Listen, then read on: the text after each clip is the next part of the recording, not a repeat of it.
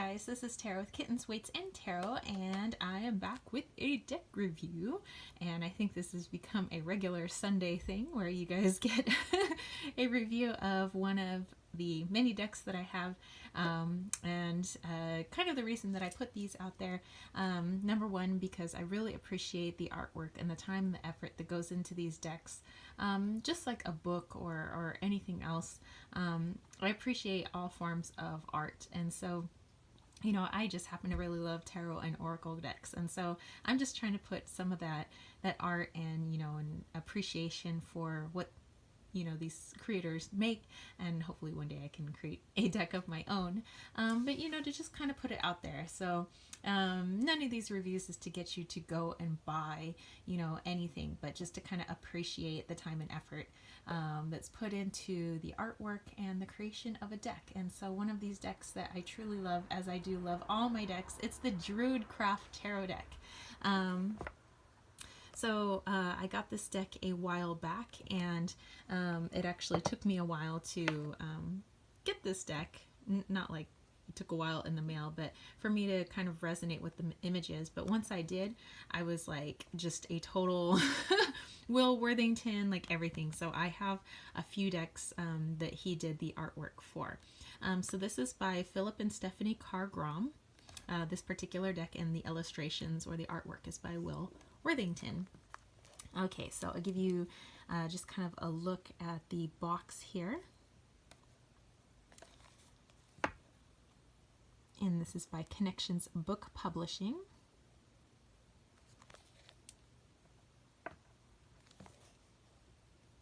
Okay, and it's, very, very sturdy box, so that's going to keep my cards nice and safe. I appreciate boxes that are like this, so that, if I ever travel with them, which oftentimes I do travel with my decks, I want to make sure that they are safe. Okay, so I'm going to put this off to the side, and we're going to take a look at the guidebook first. I always, if people do get tarot or oracle decks or Lenormand or whatever it is, I always say, take a look at the guidebook, because I know that people have put time and effort into it, and so I'll always give it a glance, whether or not I go off the meanings that are given in here. I always at least, take a gander. Okay. So you got a little bit of an introduction about the Druid craft, where they got their information from, and some numerology and lots of good stuff in here. Information about the minor arcana,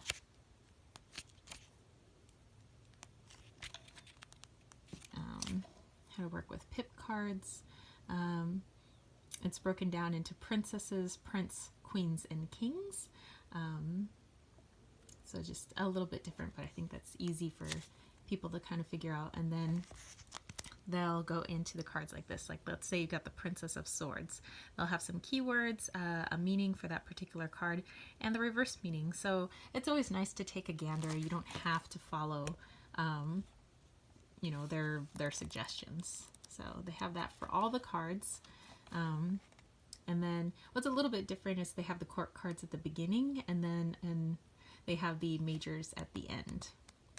Usually some books are vice versa, but whatever. So they have the hexagram spread. And then that's it. Just reset my little incense over there. So yeah, nice glossy book. Well made. A little bit bigger than the size of my hand, so I guess you could put it in a bookcase or kind of keep it with the box. I just keep it with the box. Okay, and then we have our cards. So here's the, oops, I might have them upside down. Nope, I don't. Here are the backs of the cards. Up at the top and down at the bottom, it has the copyright, Will Worthington 2004. But it's really so tiny that I don't think it's like distracting in any way.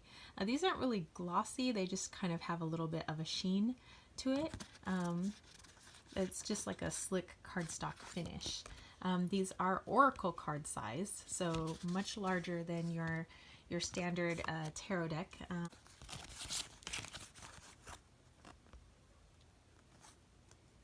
Okay, so So this is your standard, and this is the Druid craft. So, you know, yeah, pretty much Oracle sized. Okay, so let's go ahead and take a look at these lovely images. This is a working deck for me, so they are going to be out of order. So here we go.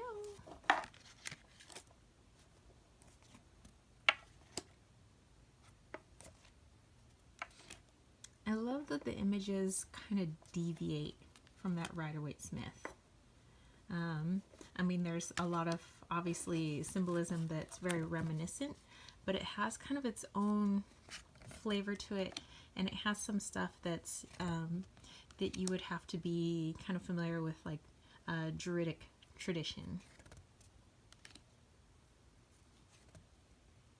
which I found to be awesome.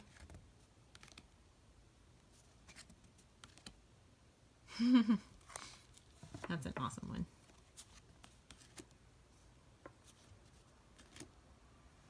I love the Lover's card.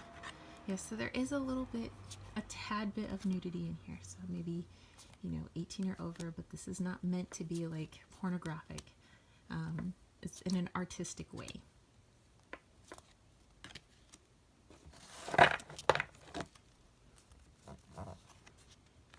Sorry, it's such a large deck to hold.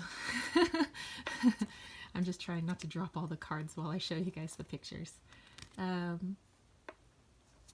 You know, I do have,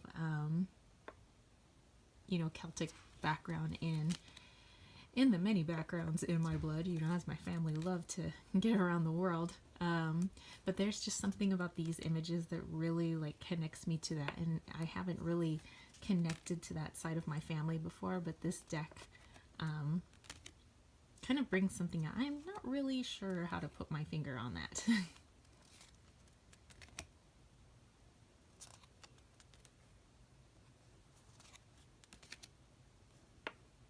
Ooh, very brooding. I love this with the wolf. So I have a wolf as a spirit guide, so I appreciate anything with wolf imagery.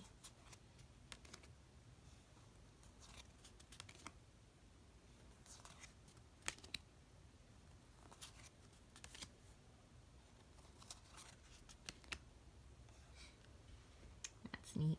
Cutting down some herbs, create some good stuff.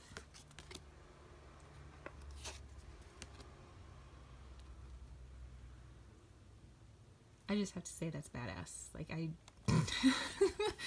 need to just jump in and say that.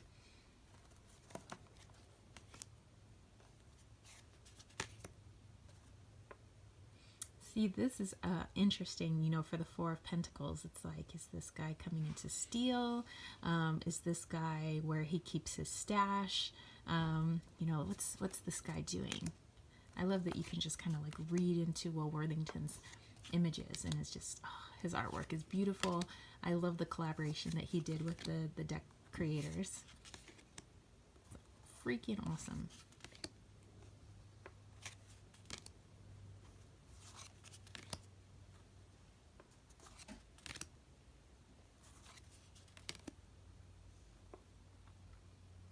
And this one being the Devil card, basically. I think that's interesting.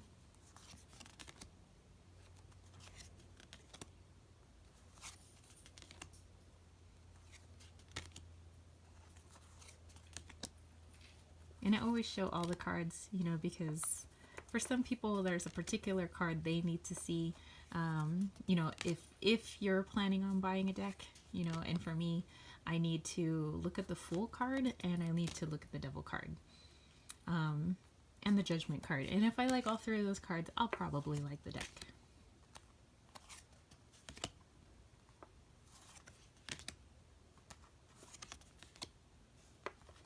And coming up on our final cards here, ending with the Queen of Pentacles.